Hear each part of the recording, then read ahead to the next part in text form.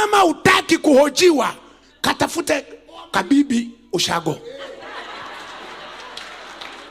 ambako akakumaliza hata standard 8, ambako akakwenda hata shule, hakajui hata kusoma na kuandika. Ukikaleta mjini hapa, kanajiona kamefika Marekani. Yani ukikapeleka na saruni, kanashangaa makopo. Ukikasuka na nywele, yani kanatebe, kanajiona kamefika.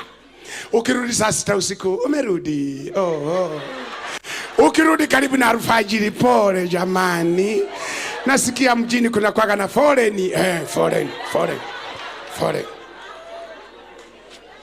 Hakana shida. Kakiona umeweka picha ya mrembo mwingine, anasema hey, mlisema naye. Hakana shida.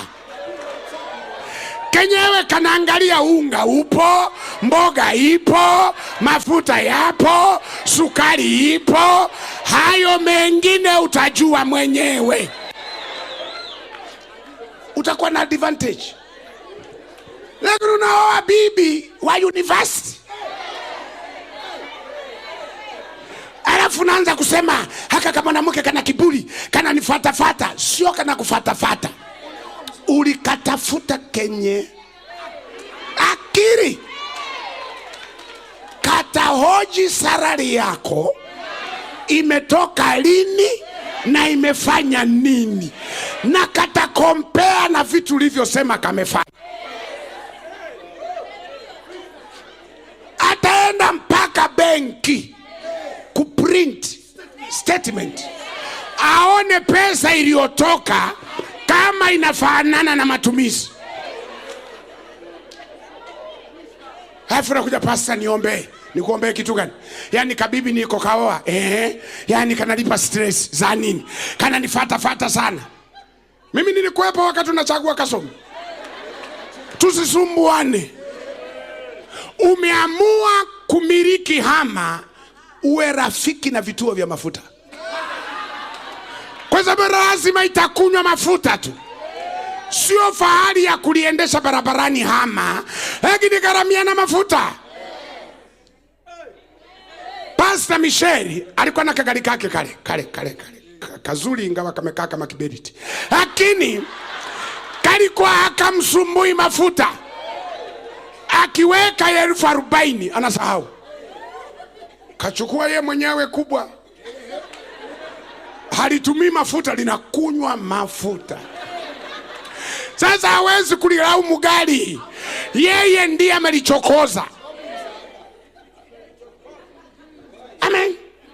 Unaoa msomi, hai, jipange kufafanua mambo.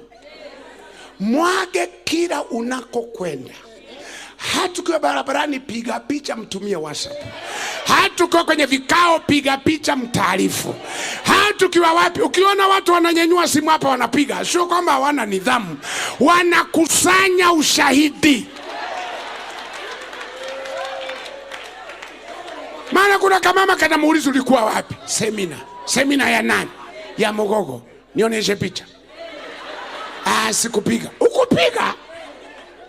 Ukupiga maana yake ni kwa lazima uingie naye kwenye nani ya kanisa, mfungue. Ndio maana wa kamera wanazungusha ili angalau useme mimi ni huyu.